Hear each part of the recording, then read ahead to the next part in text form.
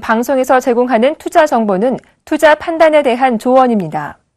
방송에서 제공하는 주식의 가치, 가격 상승 및 가격 하락에 대해서는 방송사에서 보장하지 않습니다.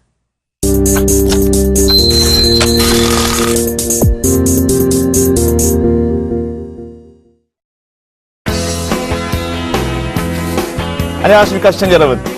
월요일입니다. 4월 13일 봄비가 촉촉히 내리는데요. 야, 이제 벚꽃도 이제 만개를 했다가 이제 벌써 서울 지역에도 벚꽃이 만발을 해서 아주 하얗게 눈부시게 너무 멋있습니다. 지난주에 이어서 이번 주 우리 시장이 상당히 강세를 보이면서 출발을 했습니다. 연일 강세를 보이고 있는데요. 특별히 코스피 같은 경우에는 좀 마의 벽이라고 여겼던 한 8, 9개월 걸렸던 것 같아요. 그죠? 작년 7월 31일 날, 2000, 종합지수로 2093포인트가 고점이었었는데, 오늘, 그 부분을 올라섰습니다. 2100포인트에 바짝 다가서가지고 2098포인트, 상당히 강한 양상을 좀 보였고요.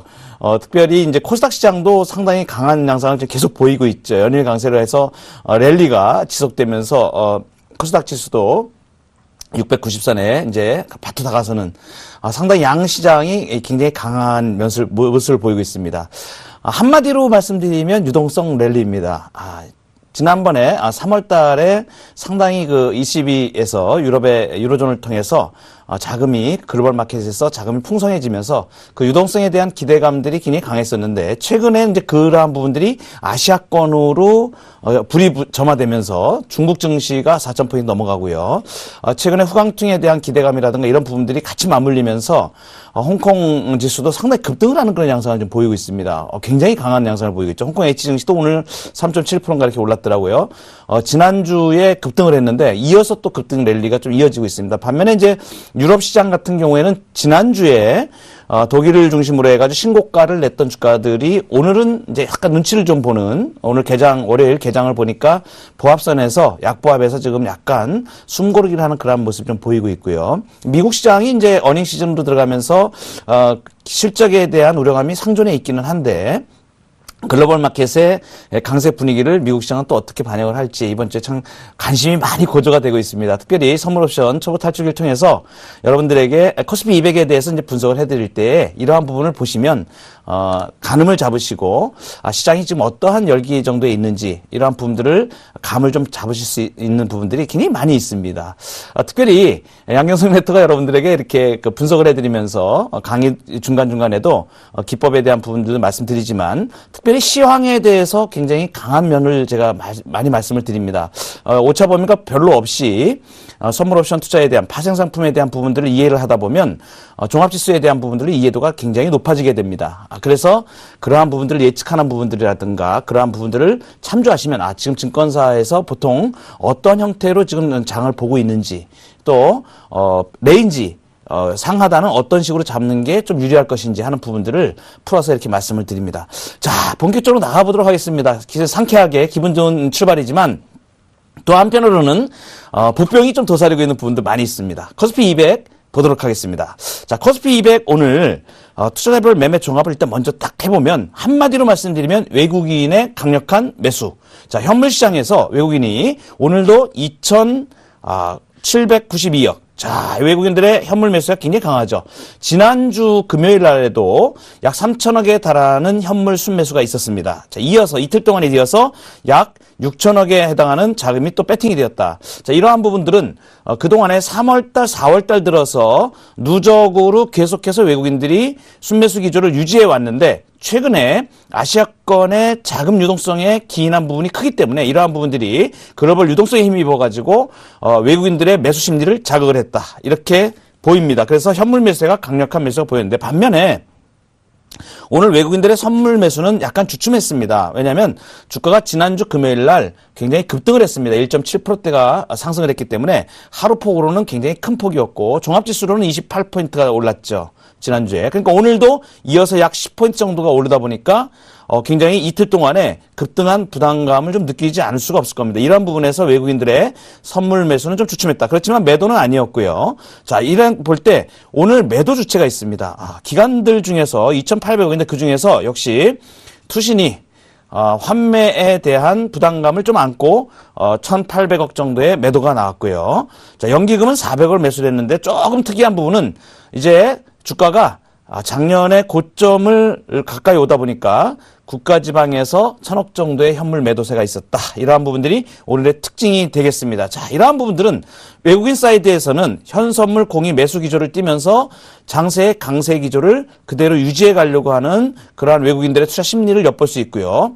작년 고점에 코스피 지수가 오름에 따라 가지고 투신을 비롯한 환매 물량 이러한 부분들이 물량화되고 있는데 이러한 것이 서로 충돌을 하면서 추가 상승에 대한 모색을 하고 있는 그러한 상태로 보입니다. 자, 그러면 오늘 업종으로 한번 보도록 하겠습니다. 종목을 보면 이제 업종군들이 보이는데요. 오늘 상승을 주도한 애들이 어떤 애들일까? 지난주에도 말씀드렸지만 증권주의 상승이 심상치가 않다고 제가 말씀을 드렸었습니다. 자, 증권주가 약진이 굉장합니다. 증권업, 지난번에 제가 증권업 지수를 한번 보여드린 적이 있는데 자, 이제 2,700포인트를 지난주 금요일 날 넘어섰습니다. 삼성증권이 6%, 대우증권이 3%, 미래에셋증권이 3% 이렇게 3%대가 훨씬 넘게 지난주 금요일에도 증권주가 주도를 했습니다. 지난주 자체를 증권주가 상승을 주도했다고 보면 됩니다. 자, 이 증권업의 강세. 자, 이러한 부분들은 유동성 장세의 대표적인 현상들을 보여주고 있고요. 지수가 2,700을 넘어서게 되면 이제 고점에 걸리는 부분들이 증권업 지수로 3,000포인트 정도가 앞에 놓이게 됩니다. 그래서 상승 부분이 조금 더 이어질 수 있는 여지를 좀 남겨놓고 있다. 이렇게 볼 수가 있겠고요. 자, 그 다음에 오늘 또 아주 특이한 부분이 오늘은 그동안 쉬고 있었던 1단계 상승을 해서 옆으로 횡보를 하고 있었던 건설업종의 초강세가 이루어졌습니다. 자, 대림산업이 대표 선도 주자인데 8.95%가 상승을 했고요. 삼성엔지니어링이 7.6%, GS건설이 6.8%, 현대건설이 5.6%. 엄청난 상승을 좀 보였습니다. 건설주들이 폭등을 했다는 얘기입니다.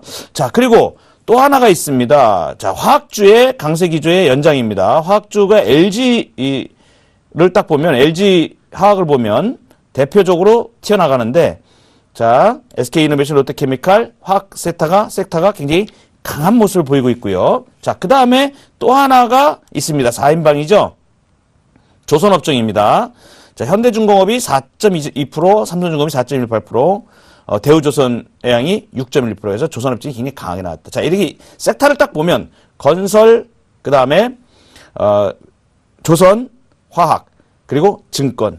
이 부분은 경기와 관련도 되지만 유동성 장세에 강한 에너지가 낙폭 가대 인식을 한 번에 해소하는 그런 국면으로 좀 들어가고 있다. 그래서 상당히 강한 양상을 보이고 있는데 반면에 지수를 누르고 있는 애들이 있습니다. 자, 삼성전자가 먼저 올랐죠. 그래서 먼저 올라서 150만 원 선에 와 있으니까 오늘은 0.7% 하락하면서 지수를 누르는 역할을 좀 했고요.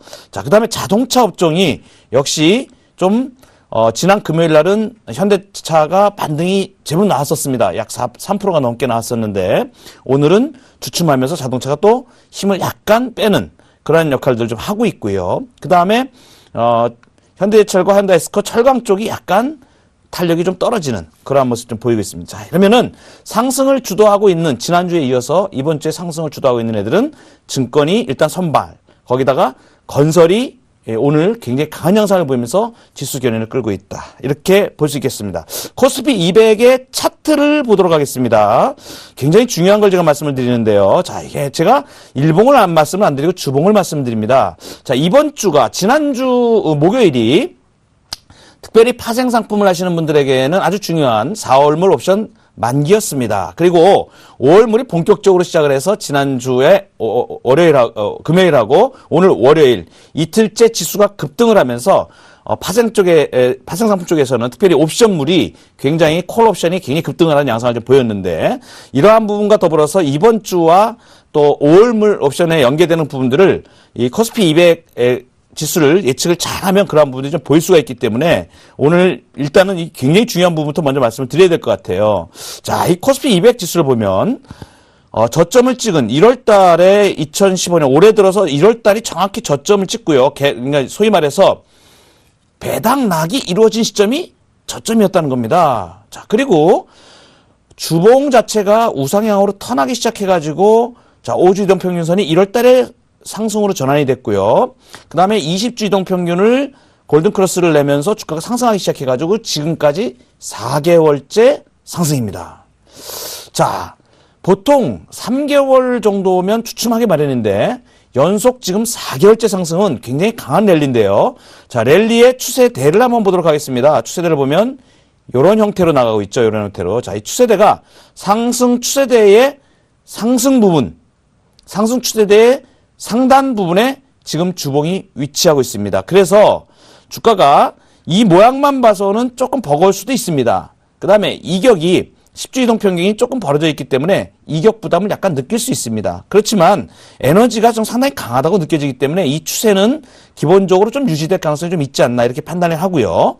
자, 이거 딱 띄워놓고 보면 이런 모습이 됩니다. 자, 주봉상에 굉장히 강한 4주 전에 굉장히 강한 양봉이 하나 나와가지고 코스피 200 지수로 260을 뚫고 나간 때가 있었습니다. 근데 그 다음 주에 바로 주가가 조정을 받았죠. 그죠? 네. 그래서, 한 박자 눌러놓고 난 다음에, 그 다음에 다시 한번, 주가가, 상승으로 통해서, 이게 도지 형태인데, 여십자 형태인데, 자, 여기 보시면 60주 이동평균의 강력한 지지를 받으면서 주가가 튕겼습니다. 그래서, 코스피 200 그 주봉으로 보면, 여십자 이후에 양봉, 그 다음에 양봉, 추가로 3개째 양봉인데, 하나는 여십자였기 때문에, 추가적인 양봉의 사이즈가 지난주에 컸지만 양봉이 컸지만 이번 주에도 약간 이어지려고 하는 그러한 속성을 가지고 있다. 자, 예측컨대 이번 주는 종합지수로 봤을 때 2100포인트를 상회하는 지수가 나올 가능성도 상당히 있습니다. 지난주에 주봉 사이즈가 좀 컸었기 때문에 이번 주 주봉의 사이즈는 약간의 열십자 형태로 보긴 하지만 상승 시도가 조금 있는 그러한 부분에 열십자가 좀 될 가능성이 높다라는 것이 지금 증권가에서 바라보는 시각들인 것 같고요. 제가 개인적으로 분석을 했을 때 주가가 상승 국면에 아직까지 놓여있기 때문에 이러한 시도는 조금 더 이어질 수 있는데 중요한 지수대가 있습니다. 이 앞에 보시면 길적 분석에서 얘기하는 소위 걸림자리 주봉상의 걸림자리가 이렇게 265를 중심으로 걸림자리가 좀 있습니다. 오늘 코스피 200 지수가 263.48이니까 자, 약 한 1점 몇 프로 정도 있는데 자, 여기가 일단 걸림자리들이 있고요. 주봉상으로 보면. 그다음에 요걸 나가게 되면 이제 고점이 270 고점이 되게 돼 있습니다. 자, 그러면은 자, 일단 여기 앞에 이제 맨 꼭대기를 가기 전에 전 단계의 고바위라고 얘기하죠. 자, 등산을 했는데 요 국면에 지금 와 있다. 위치를 보시면 이렇게 요 정도 되고요.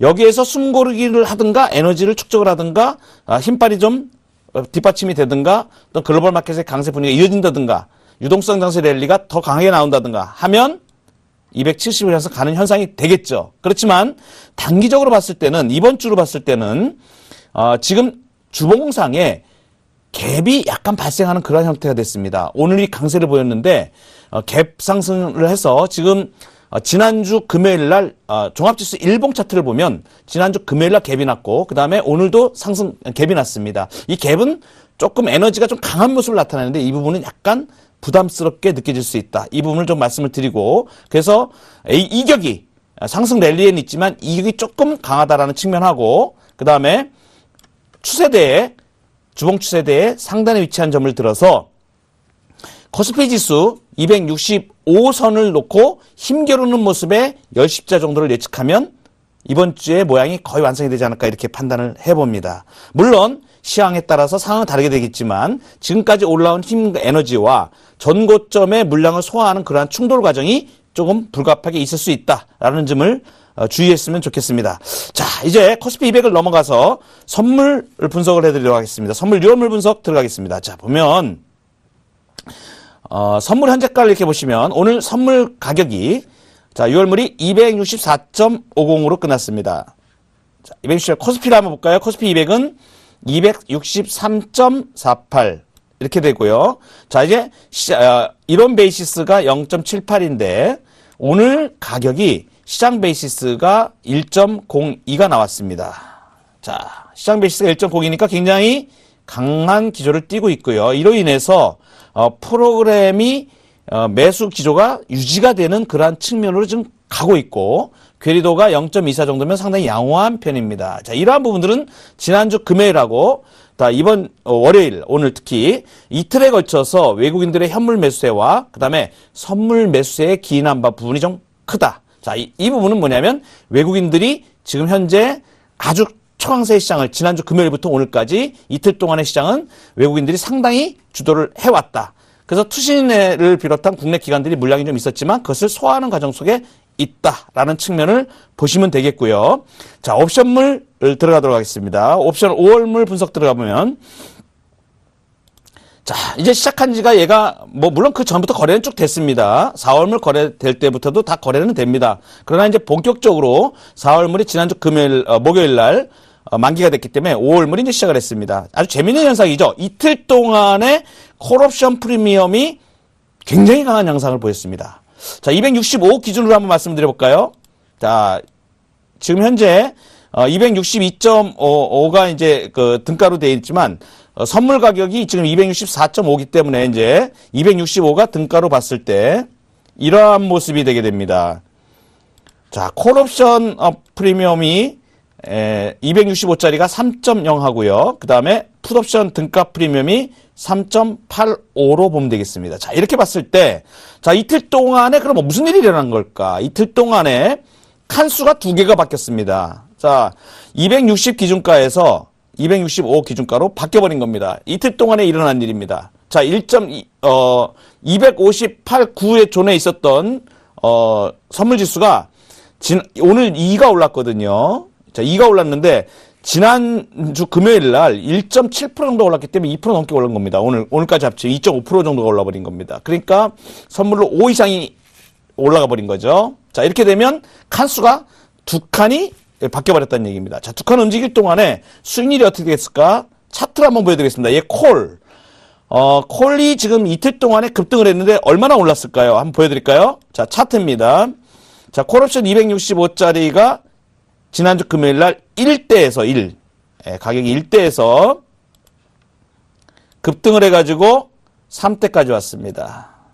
자, 액면으로 200%가 상승을 했습니다. 자, 그러니까, 200%가 올랐다는 얘기입니다. 200% 수익을 가져갔다는 얘기입니다. 1에서 3이 된 겁니다. 자, 그러니까, 200% 수익이 나버렸고, 300%가 오른 거죠. 자, 이렇게 됐을 때, 풋은 어떻게 됐는가? 풋은 이게 더블 올라갈 동안에, 그죠? 1에서 3까지 올라가면 2더블 올라갈 동안에, 풋 프리미엄은 어떻게 됐을까요? 예, 반토막이 났습니다. 그러니까 50% 정도가 하락을 했죠. 풋 265짜리가 3.85 지금 하는데, 요게 지난주 금요일날 떨어지기 전에 7.0 정도에서 움직였던 겁니다. 3.8 정도니까 약 한 50% 정도씩 하락을 했다. 자, 한마디로 말씀드리면, 이틀 동안의 콜옵션의 폭등. 자, 2칸 위에 265 기준으로 300%의 수익. 그 다음에, 자, 풋옵션 프리미엄의 급격한 하락. 그래서 전부 다 하락을 했죠. 오늘도 보면, 콜옵션 프리미엄이 등가 기준으로 해가지고 약 한 40%대의 상승률을 기록을 했습니다. 자, 풋옵션 같은 경우는 등가 기준으로 20%의 추가 하락이 일어났으니까 이틀 동안에 구조가 확 바뀌었다. 자, 그런데 옵션물을 보시면 5월물을 보시면 시간이 지금 얼마나 있을까요? 시간이 이제 시작한 지가 지금 얼마 안 됩니다. 지금 날짜가 그죠? 날짜가 얼마 안 됩니다. 이제 한 달 넘게 남았는데 옵션 초기에 변동이 이렇게 급격히 나타날 경우는 한쪽의 프리미엄이 급격히 늘어나고 그 다 반대쪽에 있는 프리미엄은 상당히 줄어들어서 움직이는 경향이 좀 지배적입니다. 그리고 나서 그 이후에 주가가 움직일 때 이제 시간 가치를 따라서 자리를 잡아가고 시간 가치의 반영을 이루어지고 그 다음에 이제 이렇게 되게 되는데 이 주가가 좀 급하게 움직일 때 변동성이 커집니다. 이렇게 커질 때에 지난주에 제가 그런 말씀드렸는데 변동성이 줄어들어 있는 그런 상태에서 매도를 좀 조심하셔야 될 거다라고 말씀드렸는데 역시 정확하게 적중을 해서 급등하는 쪽으로 지금 방향이 정해서 강하게 치고 올라왔습니다. 자, 이러한 현상은 당분간 조금 이제 이틀 동안에 40포인트 거기다 이제 코스피 200으로 보면 2.5% 정도가 상승했기 때문에 상승에 대한 추가 상승에 대한 부분도 조금 약간 탄력은 조금 떨어질 수는 있습니다. 그리고 그다음에 주가가 이제 하락으로 지금 전환된 게 아니기 때문에 상승에 대한 부분을 유지하려고 하는 힘 때문에 풋옵션 프리미엄이 이제 하락을 하더라도 풋옵션의 프리미엄도 너무 낙폭이 과대했다고 생각이 되면 약간 자리를 잡는 그러한 역할들을 할 것입니다. 이러한 과정에서 변동이 축소되는 과정으로 들어갈 때에는 매도를 이제 주로 많이 하게 되는데, 그러한 과정에서 이번 달물 5월물에 대해서 매도 전략을 필 경우는 기준을 잡으실 때 아까 좀 전에 코스피 200을 기준으로 제가 말씀드린 이유가 있습니다. 코스피 200의 중심 라인이 어딘가를 보고 거기에서 매도 포인트를 잡아나가야 되기 때문에 지금 제가 말씀드리는 부분은 코스피 200 기준으로 당분간 265에서 255 아래로 가기는 상당히 어려울 가능성이 높습니다. 그래서 좀 짧게 치면은 255존에서 260존까지의 풋 외가 매도도 가능합니다. 그렇지만 안전하게 하는 부분들은 265 정도의 라인에서 풋 매도를 병행하시고, 그 다음에 위로는 열려있는 부분들이 상승에 대한 부분을 열어놓다가 하더라도 추세적으로 가는 부분을 감안했을 때 270 위로는 현실적으로 조금 단기적으로 부딪히는 면들이 좀 많이 있다. 이런 부분을 봤을 때 270 이상의 콜 외가 매도를 병행하시는 전략을 구사하시면 레인지를 좀 약간 넓게 잡고 가셔도 됩니다. 왜 그러냐면 양 매도로 들어가게 될 경우에는 비중을 이제 어느 쪽으로 약간씩 조절을 하게 되지만, 이러한 부분들은 레인지 잡아서 움직이시는 분들은 상단으로는 270 정도로 잡으시고요. 하단으로는 265 정도로 잡아주시면 그 안쪽에서 매도를 통한 시간가치 하락을 노릴 수 있는 그러한 옵션 전략이 나올 수가 있겠다. 이러한 부분 말씀드리고요. 초기 이제 5월물이 초기에 지금 해당하기 때문에 가급적 시간 가치가 이제 줄어들 수 있는 부분들이 많이 있기 때문에 매수에 대한 전략들은 조금 변동이 지금 상당히 좀 나와 있는 상태이기 때문에 그런 매수 전략들은 조금 신중하게 좀 판단을 해야 되지 않겠나, 이러한 부분들을 말씀을 드리겠습니다. 자, 이렇게 해서 세 가지 말씀드렸습니다. 이제 본격적으로 선물옵션 초보 탈출기 지난주에 이어서 재미있는 강의를 시작하도록 하겠습니다.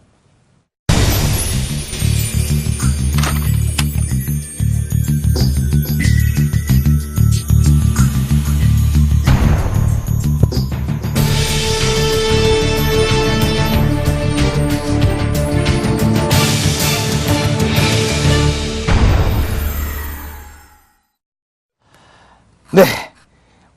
왜냐면 한 5번, 6번에 걸쳐서 이제 들어가기 시작하는데요. 오늘이 5번째라 아마 6번째인가요? 잘 기억이 잘 안 나는데, 선물옵션 초보 탈출기 강의가 나가면서, 재밌다라는 말씀들을 많이 하십니다. 재밌다라는 말씀들 많이 하시고, 이렇게 양경석 멘토님이 이렇게 설명을 해주시니까, 이러한 부분에 투자에 대한 부분들도 좀, 견해가 좀 시각이 좀 넓어진다.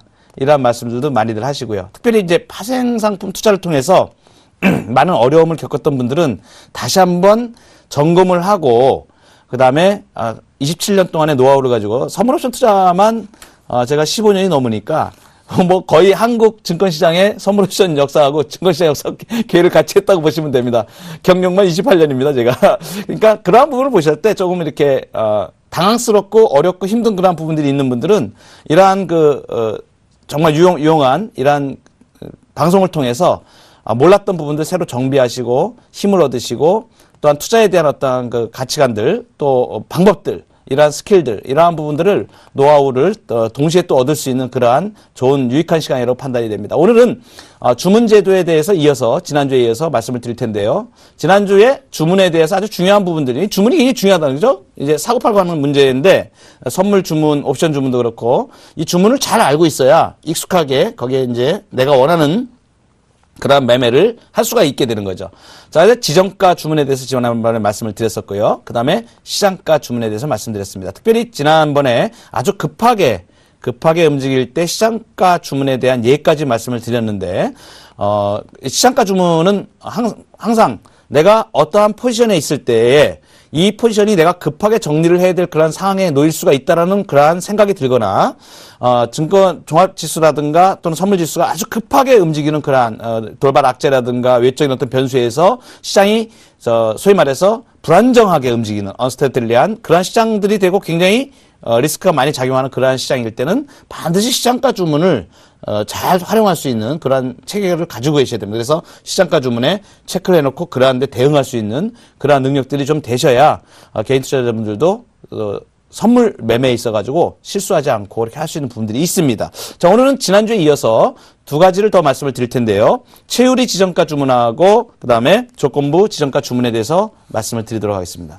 자, 이 주문을 제가 지난번에 말씀을 드렸는데 주문 및 거래 체계에서 네 가지 이렇게 뜬다 그랬죠. 지정가, 시장가, 조건부 지정가, 최유리 지정가 이렇게 네 가지가 뜹니다. 지난주에는 이제 지정가하고 시장가 주문에 대해서 말씀을 드렸고요. 자, 오늘은 최유리 지정가와 조건부 지정가에 대해서 말씀을 좀 드리도록 하겠습니다. 자, 이렇게 보시면은 최유리 지정가 주문을 먼저 제가 설명을 드릴 텐데요. 최유리 지정가가 이 최유리는 뭐냐면 내가 유리한 부분을 취하는 지정가 주문이다. 그래서 이름이 최유리 지정가입니다. 최유리라고 이쁜 그 탤런트 이름이 아니고요. 내가 유리하다 그런 뜻입니다. 자, 상대편의 최우선 그 호가 있죠. 그러니까 최우선 여기 매도 호가가 내가 지금 사는 겁니다. 사는 거를 예를 들어서 이제 말씀을 드리면 최유리 지정가 매수 주문 100계약을 한번 사자를 주문을 넣도록 하겠습니다. 자, 이것을 만약에 지난번에 말씀드렸듯이 만약에 내가 시장가 주문으로 주문을 딱 넣게 되면 100계약을 사게 되면 시장가로 넣었을 경우 어떤 현상이 벌어지냐면 10개는 251에 사지고 5계약은 251.05에 사지고 30계약은 251.10에 사지고 해가지고 나머지는 35개, 45개니까 그다음에 55개는 251.15에 체결이 되겠죠. 이것은 내가 시장가 주문을 지금 현재 딱 매수 주문을 100계약을 넣게 되면 그렇게 체결이 됩니다. 그래서 불리한 호가들이 많이 없을 때 불리하다고 제가 말씀을 드렸죠. 그죠? 시장가 주문이. 자, 그런데 이제 최유리 지정가 매수 주문은 어떤 거냐면 이 최우선 매도가가 10계약이 있습니다. 자, 그러면 내가 여기서 지금 최유리 지정가 매수 주문을 100계약을 딱 넣으면 이 최우선으로 있는 매도가 10계약은 사지게 됩니다. 10계약이 사지고 난 다음에 나머지 그럼 이제 90계약이 남게 되겠죠. 이 90계약은 딱 체결되는 동시에 지정가 주문으로 전환이 됩니다. 그러면 251 그죠? 이 가격이 내려오지 않으면 체결이 안 되고 이 가격이 와야만 이 90계약에 대해서도 체결이 되게 되는 겁니다. 그러니까 딱 이 상태에서 최유리 지정가로 딱 하면은 일단 여기 있는 거는 내가 사고 그죠? 사고 유리하게 사고 그 다음에 나머지는 지정가 주문으로 전환해서 사겠다. 이것이 최유리 지정가입니다. 자, 넘어가 볼까요? 자, 넘어가 보겠습니다. 그러면 어떤 식으로 되나 여기 보시면은 자, 내가 100개를 좀 전에 주문을 넣었기 때문에 최유리 지정가의 잔여 주문이 90계약이 그대로 지정가로 이제 전환되게 되는 겁니다. 그리고 여기가 이 가격이 오기 전까지는 체결이 안 되겠죠. 그죠? 그래서 이 최유리 지정가의 잔여 주문이 내 호가가 90계약이 지정가로 최우선 매수 호가로 되게 된다. 이것이 최유리 지정가 주문입니다. 주문을 넣으시기 전에 그 최유리 지정가에 체크를 하시고 주문을 하게 되면 이러한 현상으로 체결이 된다 하는 것을 말씀을 드리겠습니다. 자, 넘어가 보도록 할게요. 자, 이제 조건부 지정가인데 그러면 조건부 지정가는 뭐냐? 조건부 지정가는 조건을 이제 다는 거죠. 이게 이제 조건부라는 뜻이 내가 이제 이 종가 단일가 호가까지 체결이 되지 않았어요. 자, 이 단일가 호가에 대해서는 지난번에 말씀을 드렸는데 다시 한번 말씀을 드리면 현행 자 08C부터 09C까지는 하나의 호가로 모아서 가격을 하나의 호가로 모아서 체결을 시킵니다. 자, 이거를 만들어지는 과정을 제가 말씀을 드릴게요. 자, 이렇게 단일가는 하나의 그릇에다 다 담는 겁니다. 자, 여기서 막 주문이 막 들어와요. 자, 팔자, 사자, 수량 1000개, 500개, 100개, 10개 막 들어옵니다. 사자, 팔자가 막 들어오면 자, 가격을 다 가중평균을 하고, 이제 수량과 가격을 가중평균을 해가지고, 자, 09시 땅 되면, 09시가 땅 되면, 가격이 딱 결정이 됩니다. 근데 나는 사자를 이 가격 결정되는, 나오는 가격보다 높이 낮았으면 이 가격으로 무조건 사지게 됩니다. 자, 팔자도 마찬가지로, 이게 만약 250으로 이렇게 결정된다. 단일가에서 가격이 딱 9시 딱 됐는데 이제 단일가 모아서 250으로 결정이 됐는데 내가 주문을 낸 게 매수 주문을 251로 넣었다라고 하더라도 250으로 사지게 되는 거죠. 자, 팔자도 마찬가지입니다. 내가 팔자 주문을 단일가에 249로 팔겠다고 주문을 냈습니다. 그런데 250으로 단일가가 결정돼서 나오면 250으로 팔리게 되는 겁니다. 이게 단일가 제도인데, 자, 이 단일가 제도는 08시부터 현행 09시까지 장 시작 전 1시간 동안 모아서 하고요. 자, 그 다음에 장 종료 10분. 자, 15시, 오후 3시 05분부터 15시 15분까지 10분간 단일가를 형성하게 됩니다. 시간도 알고 계셔야 되고요. 자, 이렇게 돼서 이 조건부 지정가 주문은 내가 주문을 내놨는데 체결이 안 됐을 경우입니다. 안 됐는데 그러면 얘는 그냥 단일가에 보통 일반적으로 내가 지정가로 했다. 지정가로 주문을 내놨다. 라고 하면 250으로 내가 사겠다고 매수 주문을 딱 냈는데 250이 안 왔어요. 그래서 선물 가격이 250을 안 오고 자꾸 위에서 놀아가지고 체결이 안 됐어. 그러면 지정가 주문은 얘 계속 그냥 단일가 들어가더라도 내 계약이 250에서 그냥 그게 오지 않으면 안 되는 겁니다. 그런데 이 조건부 지정가는 뭐냐면 내가 250으로 딱 넣어놨는데 조건부 조건부 지정가 매수를 내가 넣어놨습니다. 매수를 250을 딱 넣어놨는데 얘가 체결이 계속 안 됐어. 그런데 막판에 어떻게 되냐? 막판에는 시장가 주문으로 얘가 전환이 됩니다. 시장가 주문으로. 이게 장 종료 전에 10분간 단일가 매매 시에 전환이 되는 겁니다. 이것이 조건부 지정가다.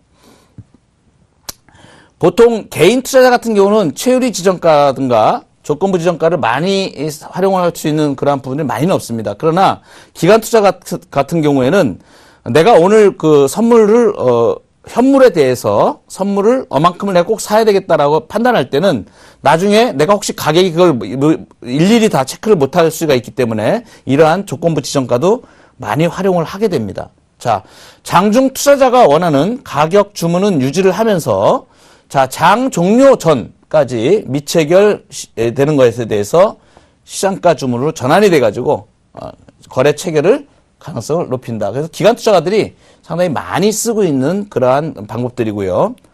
그 다음에 이제 호가에서 좀 보셔야 될 부분들이 이제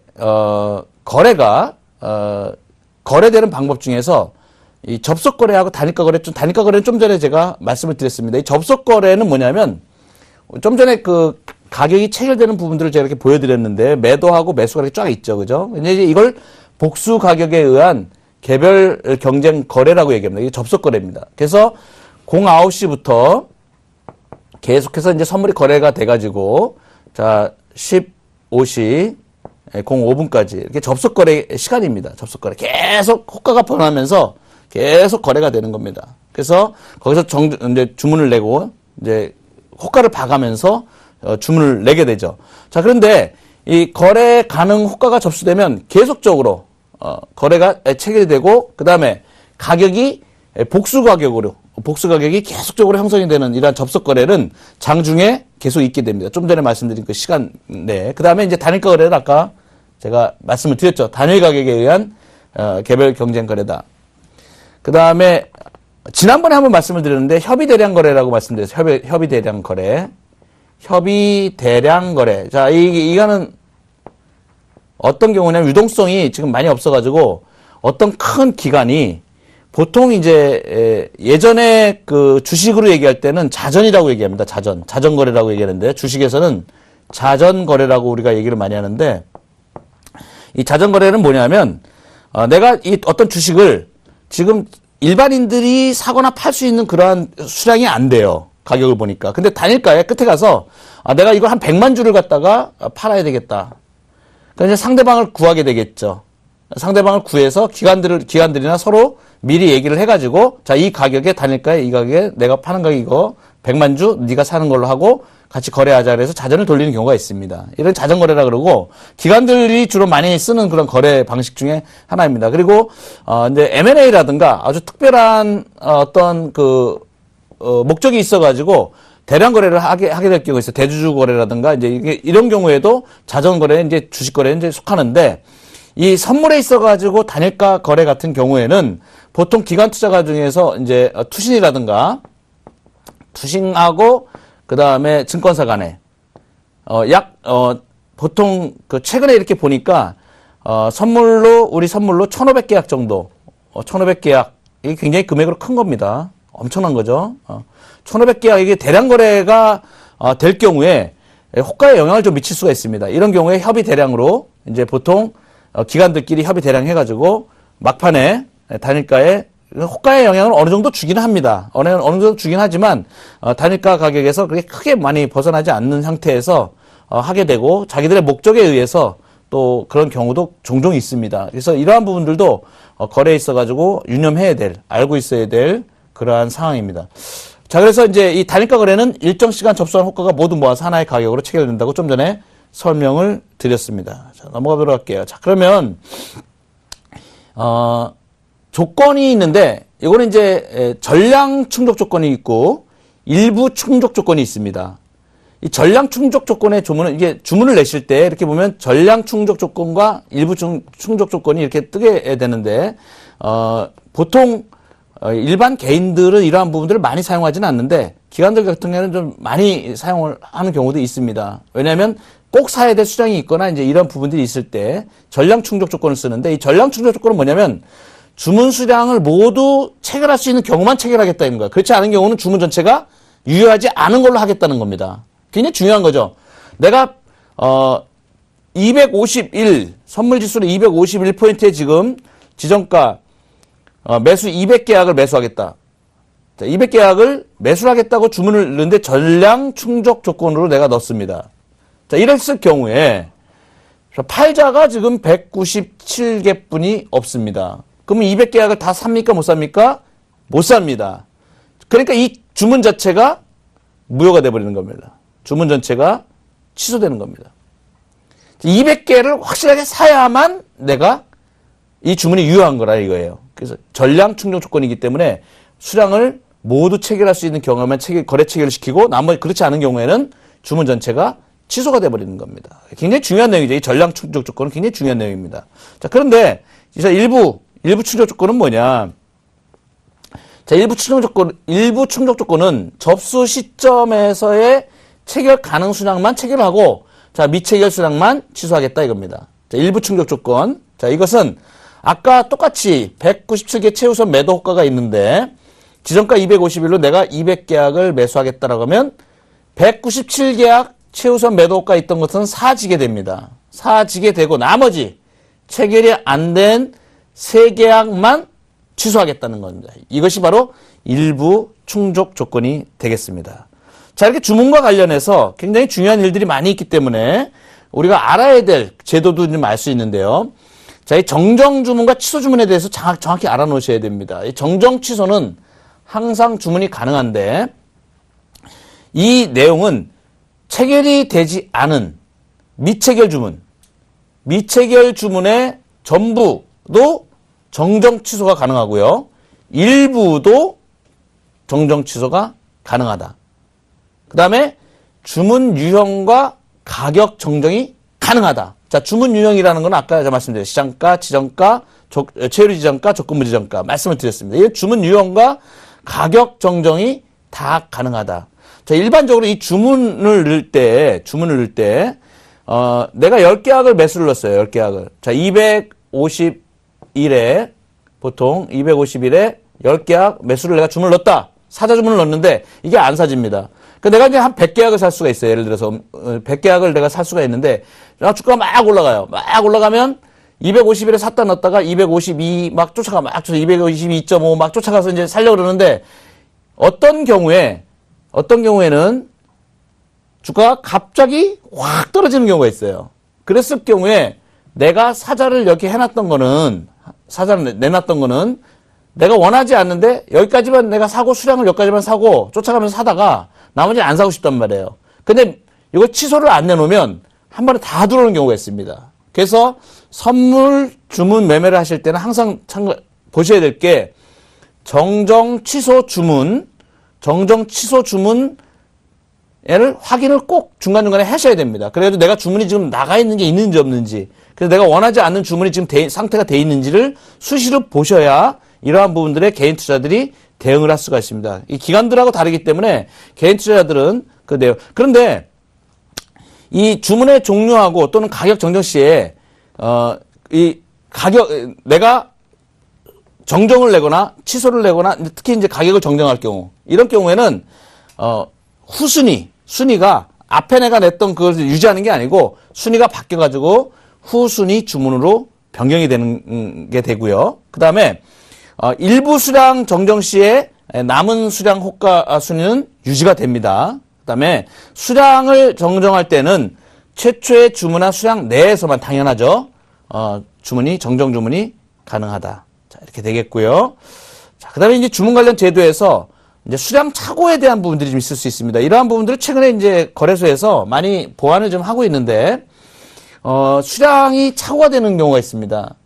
일반 투자자들은, 개인 투자자들 같은 경우는 내가 10계약을 살 수 있는데 100개 사시면 어떡하냐.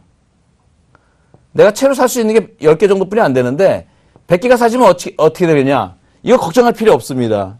주문이 안 나갑니다. 주문이 불가합니다. 주문을 딱 쳐보시면 내가 10계약을 살 수 있는데 100계약 내가 실수를 해가지고 100계약 사겠다고 딱 쳐서 땅 엔터를 치면 주문 등록은 부족으로 해가지고 주문이 불가능합니다. 그래서 메시지가 떠요. 일반 HTS 증권사들 거 다 뜹니다. 그래서 주문 안 됩니다.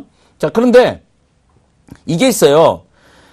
개인 투자자들은 걱정할 필요가 없는데 이 적격 기관 투자가라고 있습니다. 선물 옵션에 대해서 이제 정해져 있는 기관 투자가들인데 사후적으로 증거금을 체크하니까 주문이 가능합니다. 그래서 기관 투자가들이 가끔 가다가 이제 이렇게 주문 실수를 해가지고 선물 이게 지난번에 H 무슨 선물이라고 있었죠? 몇 년 전에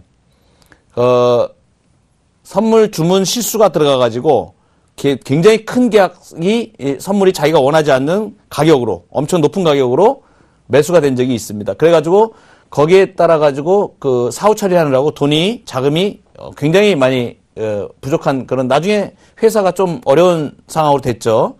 이런 예가 있습니다. 이 적격기관 투자가들 이런 부분이 사후적으로 증거금을 체크하기 때문에 이런 주문이 가능합니다. 그런 경우가 왕왕 어떤 경우는 있는데 이제 그 거래소에서 최근에 그러한 그 제도들을 많이 보완을 해가지고 많이 없어지긴 했지만 아직도 그런 부분이 좀 있을 수 있다. 그래서 이제 일반 투자자들이 이건 뭐 걱정할 문제들은 아닙니다. 근데 이제 적격 기관 투자가 있는 분들이 좀 이제 신경을 써야 될 부분들이니까. 그 다음에 상품별로 또 옵션이라든가 이런 부분들도 가능한 수량 한도가 다 설정이 되어 있습니다.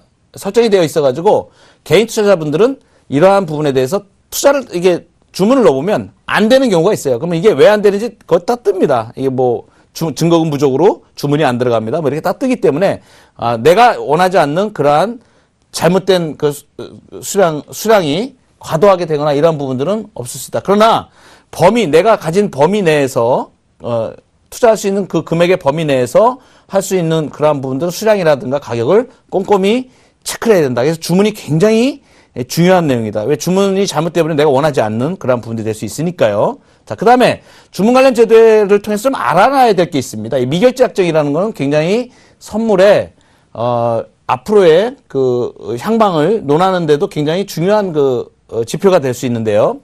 결제가 아직 이루어지지 않은 상태의 선물이나 옵션 계약이에요. 자, 이게 무슨 얘기냐?